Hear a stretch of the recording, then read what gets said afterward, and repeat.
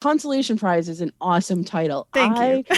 I'm terrible at titles, and when I saw that, I was like, "Oh my god, that is the best." Well, That like the one thing we know about consuls is that pretty much no one ever gets the post that they actually want. So consuls always want to be the Secretary of State, or they want to be the minister to Paris, or they want a posting in Paris, and then they get sent to Ecuador or something. So it feels a little bit like the posting they get is almost always like, we appreciate your service. Now go to somewhere very far away that has malaria. yes, or they really want something where they think they're going to make money, and that never really happens either. Yeah, And of no. course, then they also deal with prize cases all the time in the 19th century. So it's a beautiful title.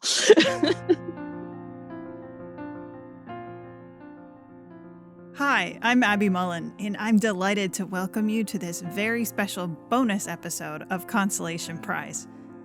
It seems like most historians who work on anything with foreign relations of the United States or any kind of imperial history have at least one consul story. One consul they've encountered, at least briefly, in their research. But what we don't necessarily know as well is what consuls actually do, or how the consular service worked in the 19th century. At least I didn't know it very well, even when I first started developing this podcast.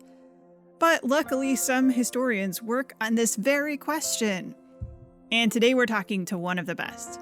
She's currently working on a book about the history of the U.S. Consular Service, and she's going to tell us all about what the Consular Service is, and more importantly, why we should pay attention when we come across consuls in the archives or on this show. So let's dive in.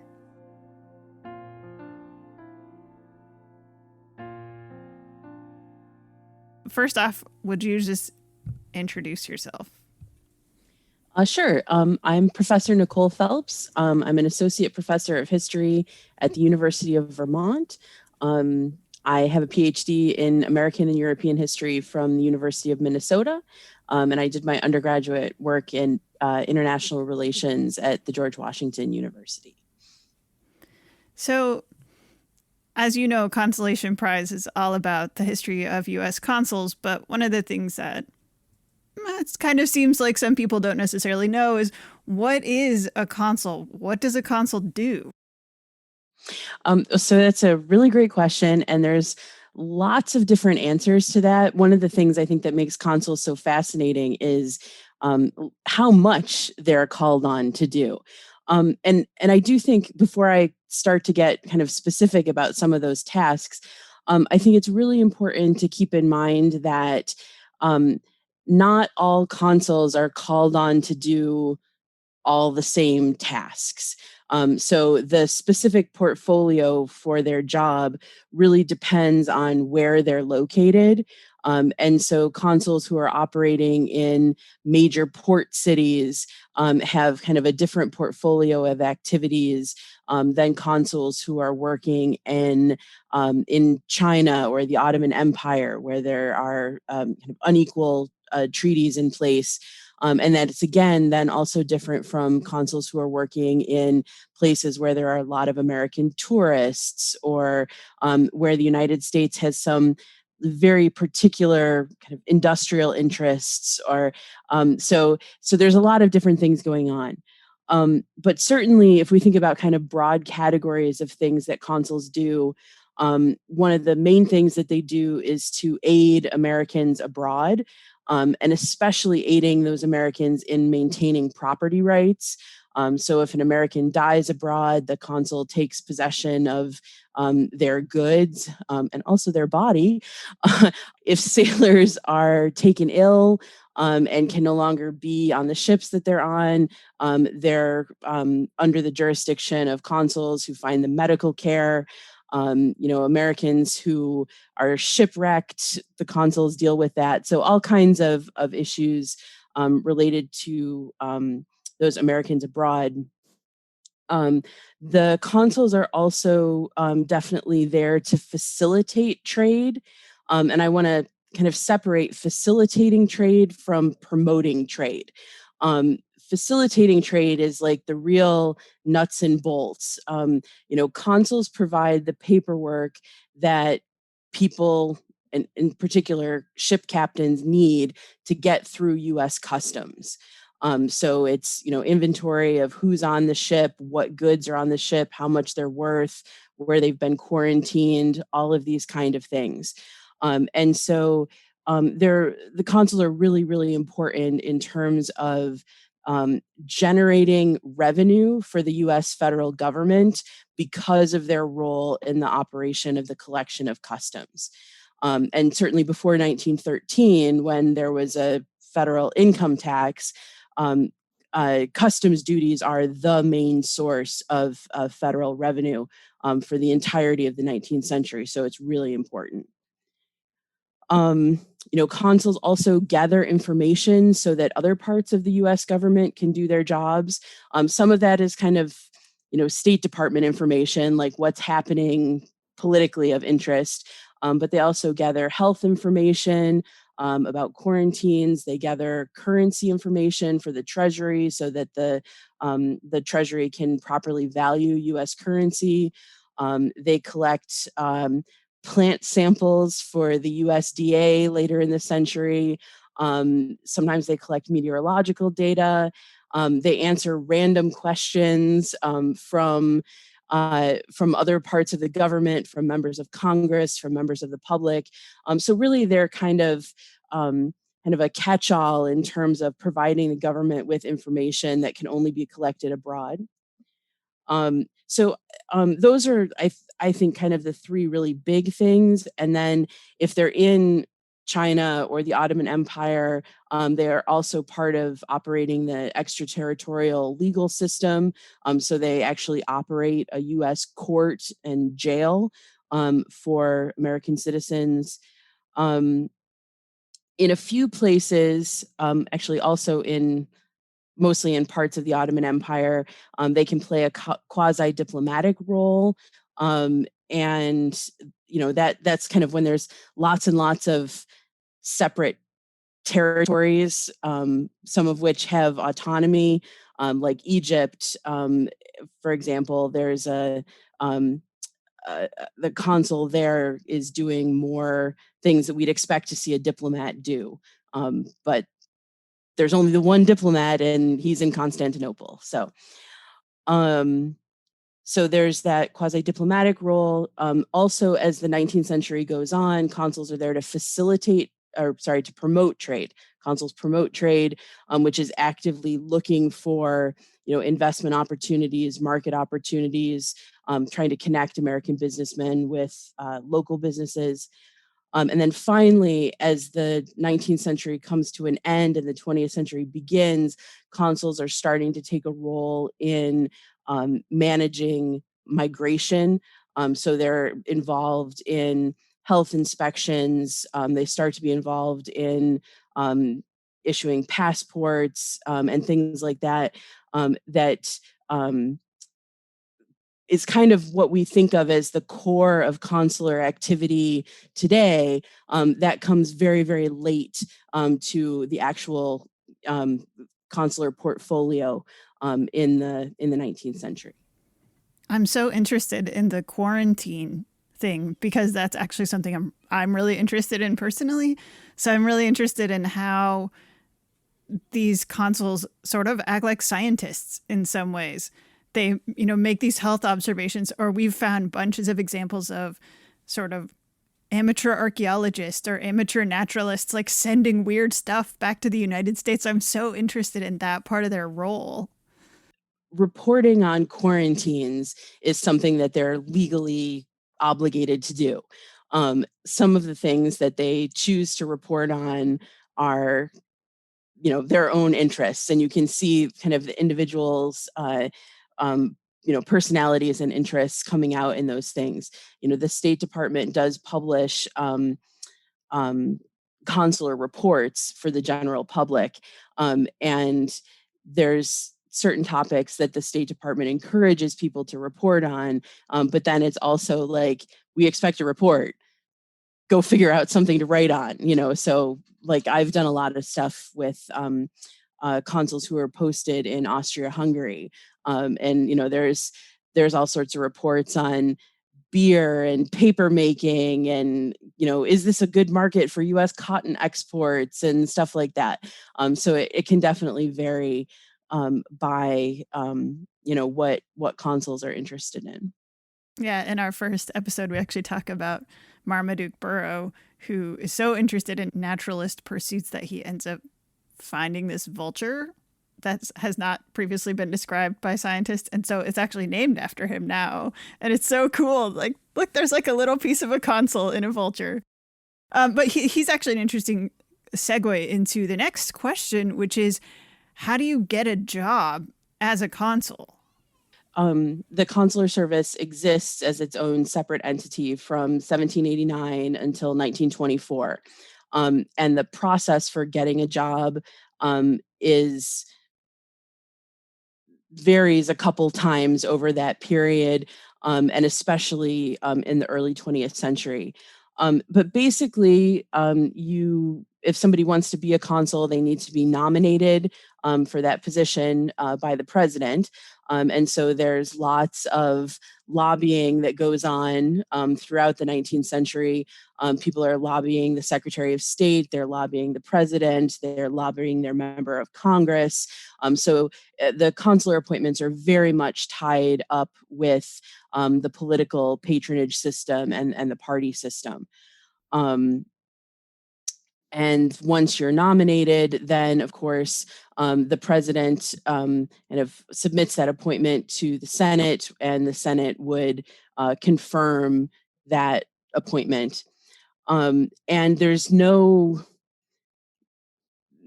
rules. Like, you don't have to speak a foreign language, you don't have to have any business experience. It's nothing like that. If you have those things, then the person who's trying to lobby to get you the job can bring them up and suggest that you're a good fit. But this is not really something that people train for as a career.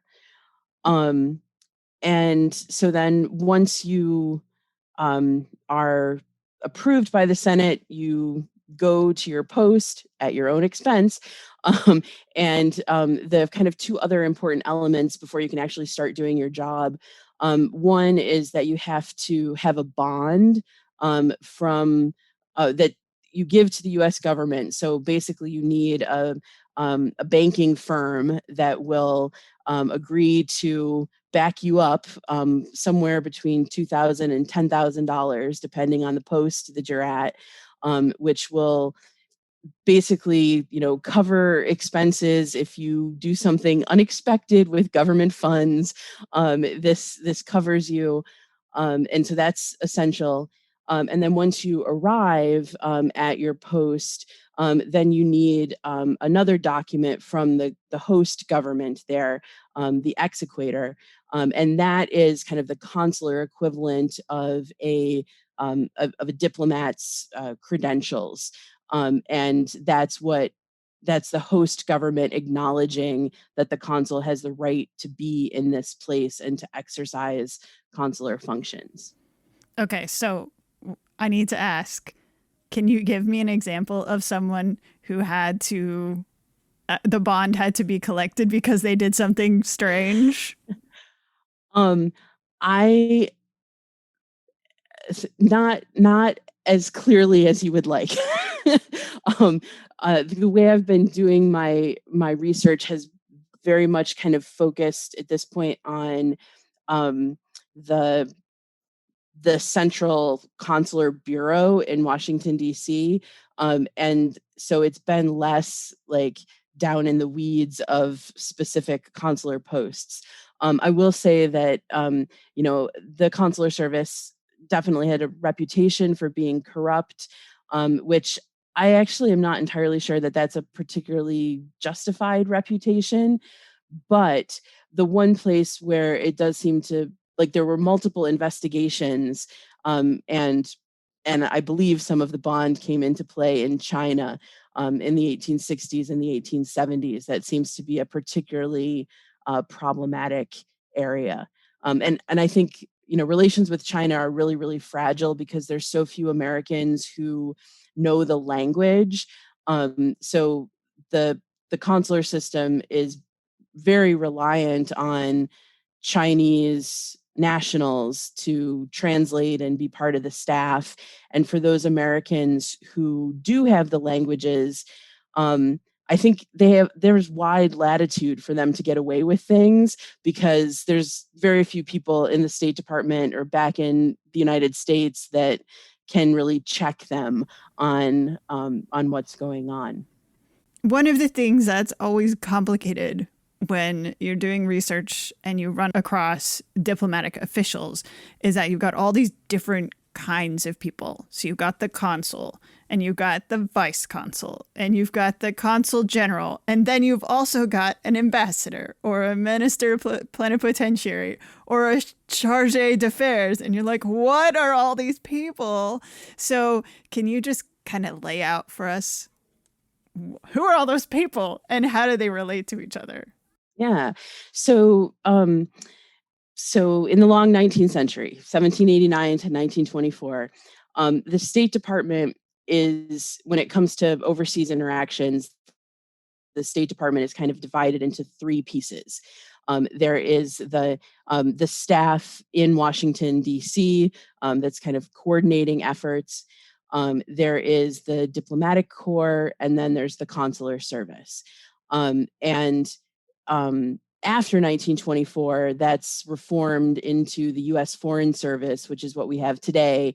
And those three functions are kind of mixed together, and everybody's a Foreign Service officer.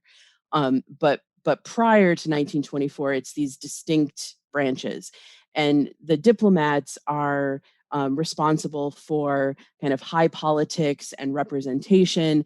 There's one diplomatic post per country or empire, and whereas consuls are dealing with these protection issues, with this trade issues, and there can be as many consuls in a country as the government sees fit. So basically, they're there kind of where they're needed, as opposed to that kind of singular representation. So also in the 19th century, the when it comes to Europe, that's kind of where they're making the rules about diplomats and consuls and how they function. Um, so there's a very hierarchical system for diplomats in Europe, and an ambassador is the highest ranked.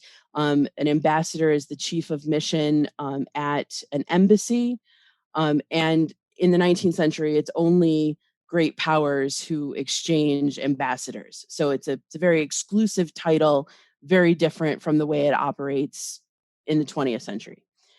Um, so then there's lower ranks, which is usually what the United States used. The the next lowest rank would be the minister plenipotentiary and envoy extraordinary, who is a chief of mission at a legation. The next rank lower, also chief of mission at a legation, would be called a minister. And then there's also this kind of unusual position that comes up later in the century called the diplomatic agent. And that's somebody who's also a chief of mission, but in a place that's semi sovereign. So, like in the Balkans, in Egypt, where the place where they are is not quite independent, but it's not quite subordinate to a capital either. Um, so those are diplomatic roles, and then the last one is the charge d'affaires, which is the person who is in charge of the legation or the embassy on that given day, but is not the ambassador or the minister plenipotentiary. So he's kind of like the substitute teacher. You know, everybody's everybody's on vacation or the new one hasn't arrived yet. So the guy who's in charge that day is the charge d'affaires. And usually that person's official title on any other day would be, secretary of legation or clerk of legation or something like that. So that title is very generic. On the consular side, there are fewer titles. There's a consul general, that's kind of the highest ranking consular official. And that's going to be somebody who's serving at a very big and important post. So like London, Shanghai, Rio de Janeiro, something that's really big, very busy. Then most places have a consul, which is doing whatever is needed at that particular post. That's kind of the generic title. A vice consul can be subordinate to a consul. That can also be its own post. Early in the 19th century, the distinction that they made was that a consul would be a US citizen and a vice consul might not be a US citizen. But that's not something they really hold to very consistently over time. So it gets a little muddled. And more often as the century goes on, the vice consul is like second in command at a consulate and is often the person who's left in charge if the consul goes on vacation.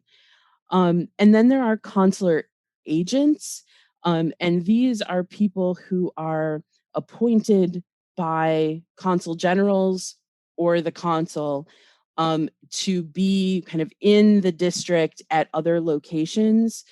For example, there's a consul general in Paris. And if there's other places in and around Paris where they want a U.S. consular presence, um, they might have an agent there. And agents are they work for fees rather than salaries, and they're often not U.S. citizens, and they're not allowed to communicate directly with the State Department. They can only write to their consul. And then finally, there's this other weird category that the US has that's called a commercial agent. And there's vice commercial agents as well. And these are like consuls. It's they don't have quite the same range of duties that they can be held responsible for. And typically the United States was using them in places where they didn't have diplomatic relations. So like, for example, in Haiti, in Liberia, in the first 60 years of the century. So they're a way to sort of get the U.S. government in the door and get those trade relationships, but without the full kind of consular treaty or diplomatic recognition that would allow for an exchange of more fully credentialed representatives. Okay, that was actually super helpful. That really helps me to clear up some things in my own mind. So that was great. A couple things occurred to me while you were talking, though. One is I know that there are some consuls at the beginning who get a salary, but most don't. Is that correct? And then, Yes. so when does that shift? So the consular service exists from 1789. It doesn't actually, like, Congress doesn't formally organize it and tell them what to do until 1792. So there's a bit of Thomas Jefferson making things up when he's Secretary of State. But in that 1792 law, that's where they set up that consuls are going to work for fees, not salaries, unless they are appointed to the Barbary States, in which case they can get a salary of up to $2,000. And that's because really those are kind of quasi diplomatic posts in that period. Plus, there's a lot of action, as you know, at those posts. Yes, and they moan all the time about how that is not enough salary. They should really be getting a lot more. Yes, well, and this is the thing, both for consuls and diplomats. When there is a salary, that salary is supposed to be doing a lot of things. Okay, it's not just like a paycheck to the person who's drawing the salary. That's usually supposed to pay the office rent. It's supposed to pay the housing rent. It's supposed to pay clerks. It's supposed to buy their wife's clothes. It's supposed to be their social budget, their transportation costs. I mean, so there's a huge amount of financial responsibility that falls on U.S. diplomats and consuls that really is not covered by the salary. And then in 1856 is when there's the next major reform of the consular service. And they take about half the posts and make those salaried positions. And it's a fixed salary. So like the the um, the consular posts are assigned to different classes, and whichever post, all the posts in class B have well, I'm making this up. I'm not remembering it exactly. They have a $2,000 salary, and all the ones in C have a $1,000 salary, kind of thing. So there's those salaries, and those salaried consuls are not supposed to collect fees. Well, I mean, they collect them, but they don't get to keep them. They have to forward the fees onto the treasury. And they're also not supposed to engage in private business. Um, the other half of the consuls in 1856 are unsalaried, and they keep on collecting fees, and they can engage in private business. And over the years, which specific posts are in different categories kind of shifts. Congress does change those in their appropriation bills, but the general system is in place from 1856 until they start to make more dramatic changes around 1906, where they're trying to shift more positions to salaried positions, and move away from fees altogether. And that's once again, those are based on the busyness of the port, like which ones get salaried, or it's more like prestige oriented. It's a weird calculus of prestige and cost of living and the amount of work that gets done. After the Civil War, they do allow salaried consuls to collect some fees, but it's up to like $250 per quarter. And they also put that limit on agents as well.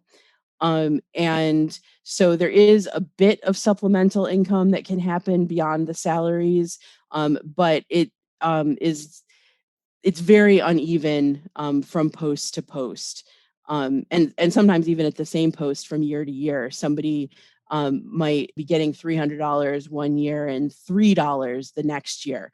I'm starting to do a little bit of that kind of data, and it's fascinating how unreliable a consular appointment is in terms of financial stability. And one thing we didn't really talk about, but I think is probably important to think about, is how do the ports, or I guess they're not all ports actually, how do the cities that get a consulate get determined? Like, how do you get a consul in your city? In most cases, it's because there's already an American presence there. Um, and usually initially that presence would be because it's where American ships are stopping. And but then gradually it becomes more like, oh, well, this is a place where for some reason a bunch of Americans have moved to, or where they're tourists, or there's a trade connection between this industrial center in Germany and an industrial center in the American Midwest, and so we want a consul to help facilitate that relationship. It's also There are times when Americans request that a consul be appointed to a particular place. Um, and sometimes there's businesses that request that a consul be appointed to a particular place, and usually they have a name of a person that they'd like to suggest for that job, because especially before the Civil War, um, there's a lot of um, kind of overlap between American merchants and American consuls. where often, it's the father who runs the merchant house and one of his sons is the consul. And, you know, when people say, well, why would anybody want to be a consul? Because you can't make a lot of money out of it. Um, you know, the traditional thing is to say, well, there's honor in being the consul and having this title. And I think that's true to an extent, but I actually think that I'm coming around to the idea that the real benefit is that you don't have to track down a consul to get your paperwork done. So it's going to save you time and money and transportation costs if you can do it yourself. That actually makes a lot of sense. So, a question actually from one of our listeners who's interested in knowing, do consuls ever get involved in the affairs of non Americans? And the example he gave is actually a non US consul, Nicholas Nissen, who gets involved on behalf of Americans during the First Barbary War. So, are there examples of American consuls that you know of who get involved in affairs of either individual people who are not American or sort of on a state level?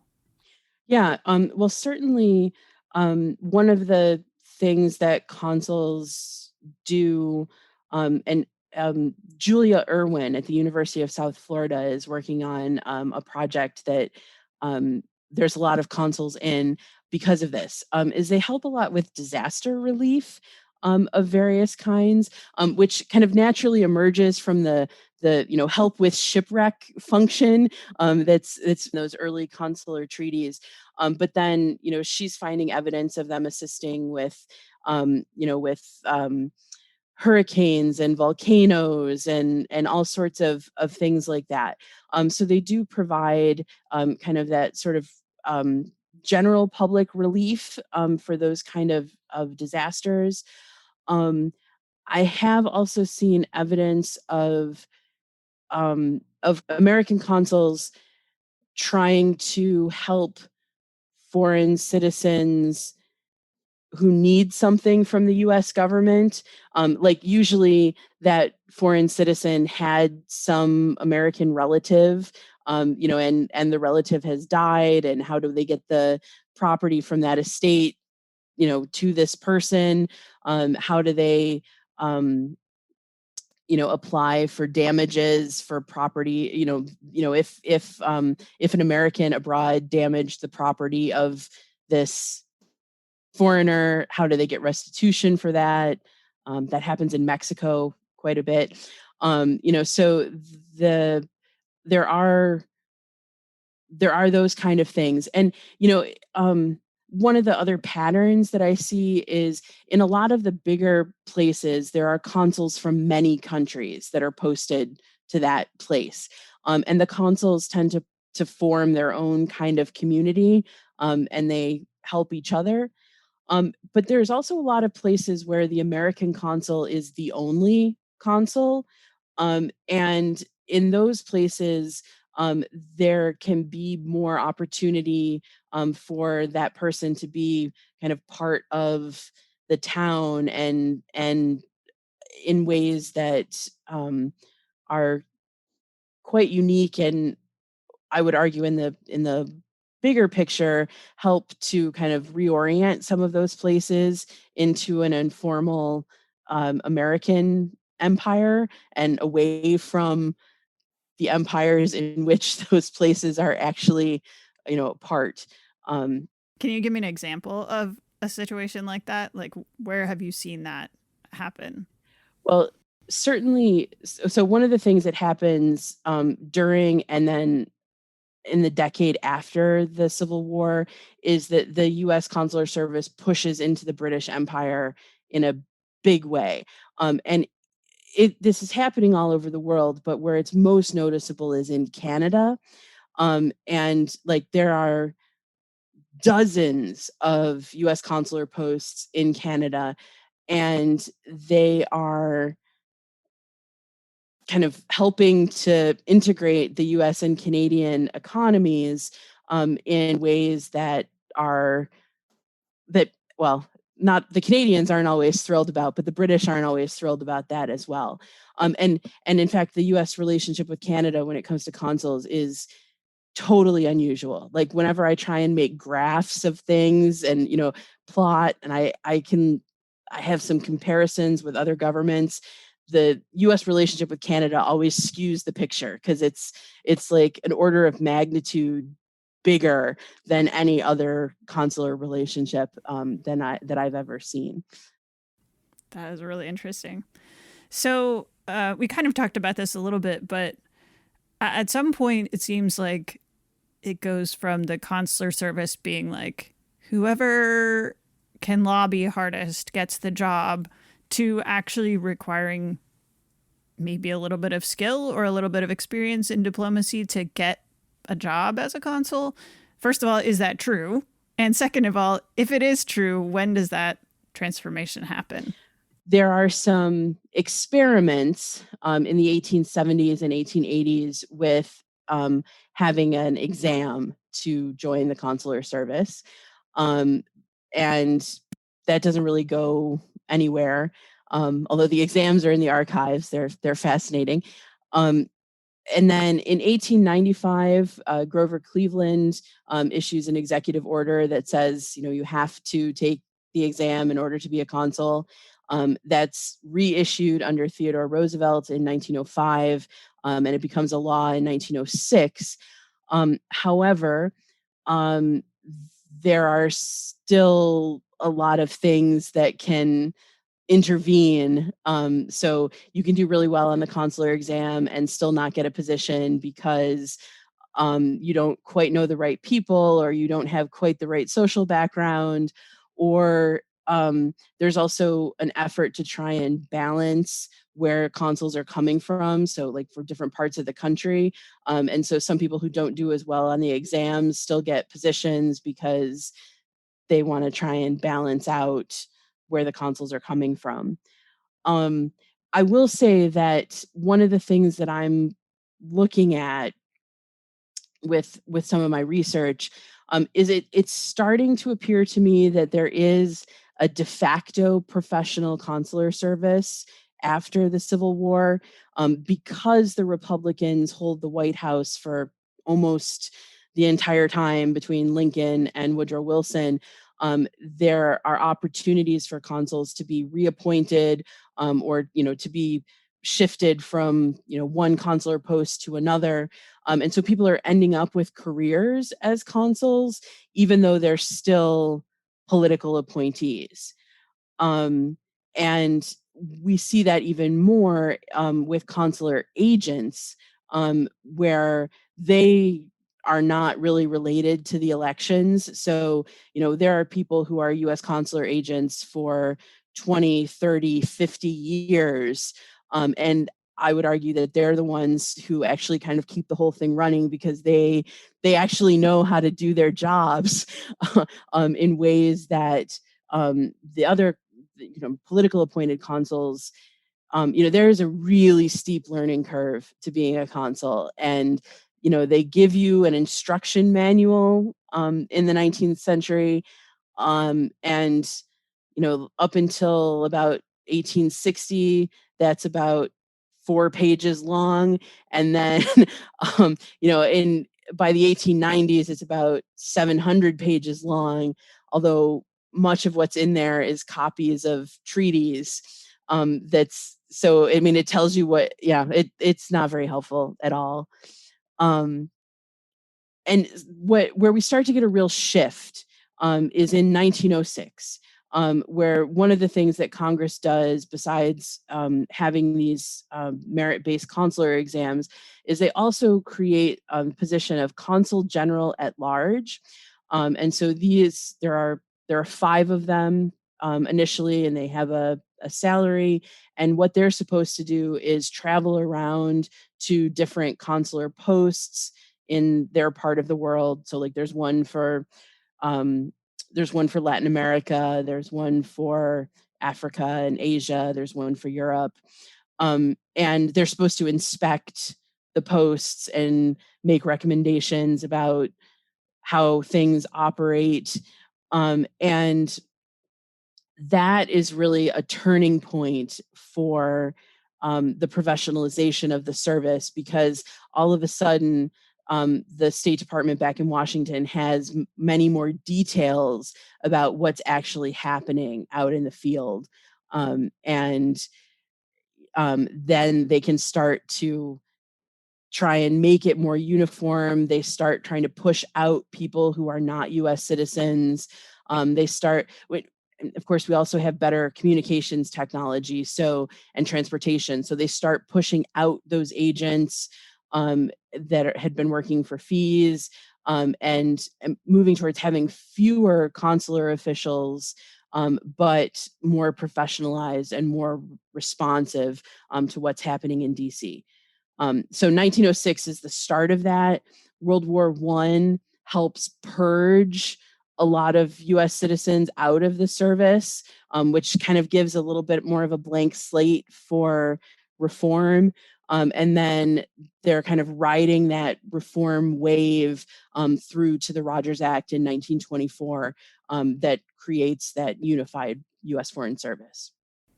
There's nothing like getting inspected to finally give you a sense of what's really going on. I have to imagine that it must have been hard for the State Department to really even understand what's happening in these posts, because all they're getting is these self-reported reports, right? You know, they're only hearing very one-sided version of what's happening, unless they're getting people complaining about the consul, in which case I know there are a few who do actually get stripped of their post because of complaints, but I imagine it's not as frequent as it maybe could have been. Yeah, well, and it's, I've focused a lot of my work on kind of the Civil War forward in time, and the service is quite a lot bigger during and after the Civil War than it is before the Civil War. And one of the things that's just fascinating to me is I see kind of all of this detritus of in the archives of the State Department employees trying to figure out how to keep track of who works for the consular service, and where they're posted. And they never came up with a good system. I mean, like, one of the things that I'm working on is a database of where the posts were and who was working at them, because that's not information that the State Department can easily provide. And there's the State Department data says, I think there's about 800 different consular posts, and I've found almost 1,400 over different places over the century. So it's a very complicated system for them to try and understand, and I actually don't think they really get a good handle on it until after World War I. So, do you have a favorite consul? Or a non-favorite? Well, Who's your least favorite consul? Well, so this guy is perhaps both. um, I, as a historian, I am deeply enamored of Alfred Gottschalk, who was one of these consul generals at large. Before he was that, he was a consul in Peru and Mexico, and then he becomes one of these consul generals at large, and then later he's posted to Brazil, to Rio.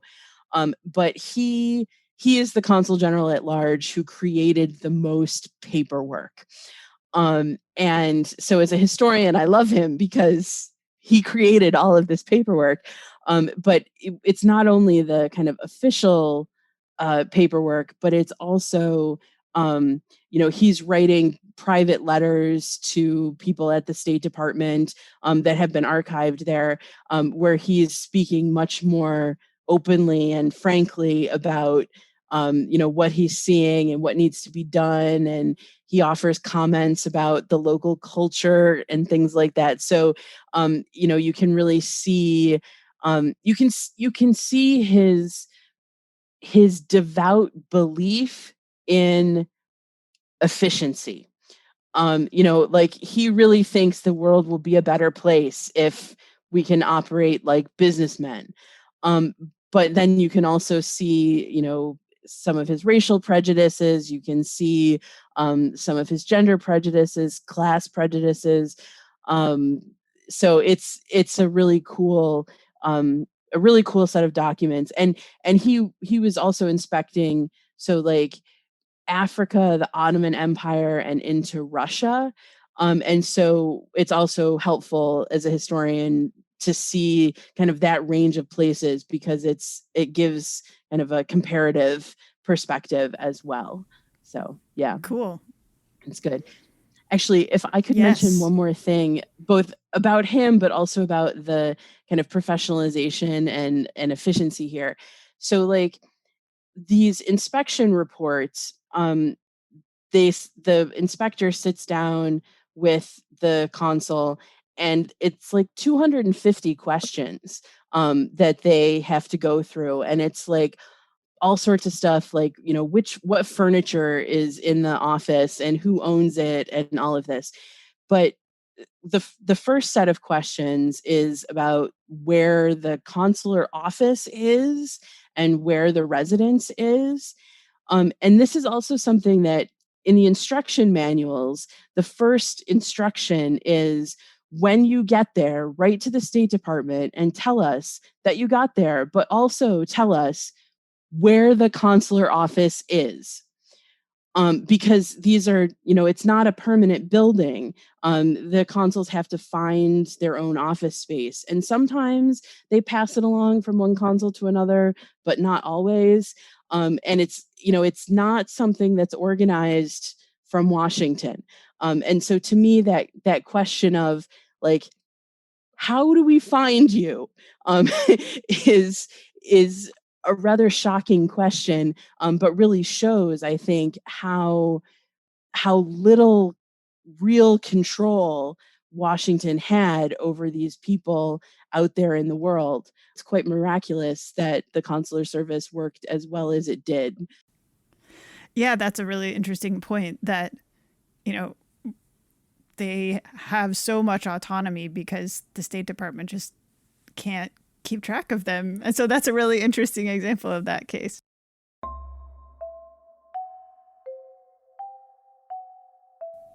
So, why are consuls important in their own time? Why are they important to the people they're working with? Um, well, so I would argue that consuls are the overseas embodiment of the US government. And so they are projecting American sovereignty abroad. They are people who are enforcing US laws abroad. Um, and they're absolutely crucial to the functioning of the US government as a whole.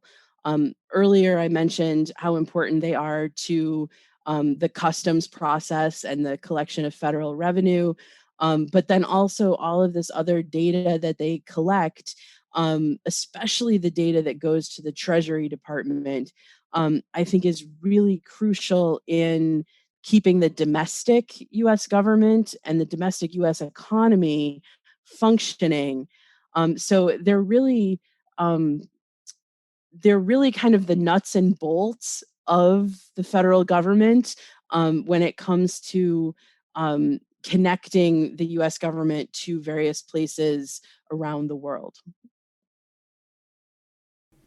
So, maybe this is the same question, but why should we care about consuls today when we're trying to tell the history of the United States? Well, I definitely think it's absolutely related. That the work that they're doing outside of the U.S. political borders is essential for projecting U.S. sovereignty, for projecting U.S. power.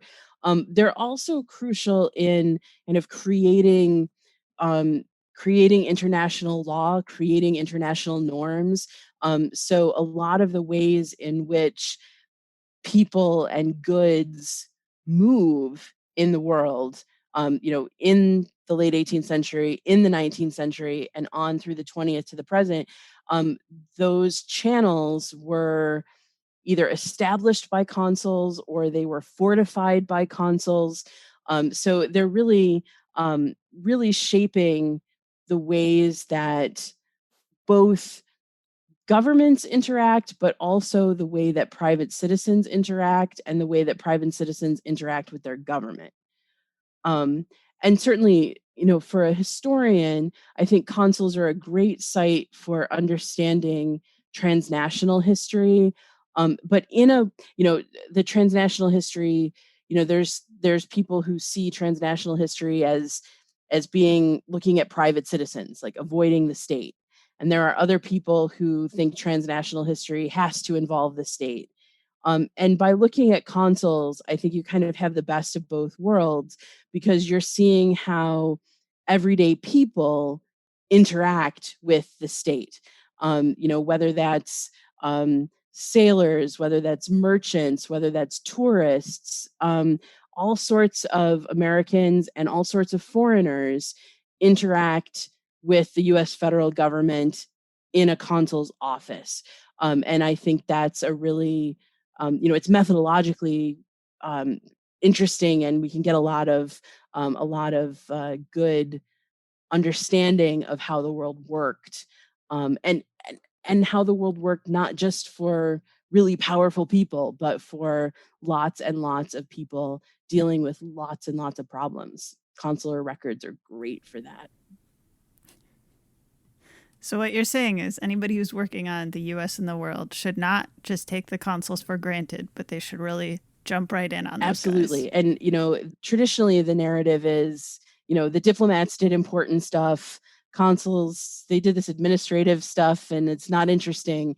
But it's really crucial. And I got interested in consuls because as I was working on my dissertation and my first book about the relationship between the United States and the Habsburg government, there wasn't a lot in the diplomatic, pure diplomatic relationship, but both diplomats and then consuls generated tons of paperwork because of, well, in that case, because of the problems that arose from the migration of people between Austria-Hungary and the United States and back and forth, but also trade issues and things like that as well. I mean, the relationship really exists in the consular service, not in the diplomatic corps. And I think that's actually the case in a lot of US relationships in the 19th century, and in some cases into the 20th. So I think it's really, we need to, rather than us deciding what's important, we need to where did they generate a lot of paperwork? Clearly that was, they spent a lot of time on it. So why did they think it was important enough to spend all that time? And so, yeah, it's great stuff. The consular service is awesome. Well, thank you so much. This has been really helpful. And I know that it will inform our episodes going forward, but also it'll inform my own work, because I'm in the same boat as you a little bit, actually, that I didn't set out to look for consuls, but they just kind of kept showing up. And so then you have to ask yourself, well, why do these guys keep showing up? What's going on here? And so that's actually how Consolation Prize came to be as well, because I'm not a diplomatic historian by discipline or sub-discipline, but they're just so interesting. And the more we've learned about them, the more we've, I think, realized that they're just everywhere and they've got lots of fun stories. Thanks for tuning in to this special bonus episode of Consolation Prize, which is a production of the Roy Rosenzweig Center for History and New Media at George Mason University. If you were intrigued by what you heard here, might I recommend that you go listen to one of our other episodes? They air every 3 weeks on Tuesdays. This episode was produced by me, Abby Mullen. Our music is by Andrew Cody. Special thanks go out to Nicole Phelps, our guest. You can find out more about her and her work in our show notes at consolationprize.rrchnm.org. You can find us in your ears wherever you get your podcasts. Thanks so much for listening.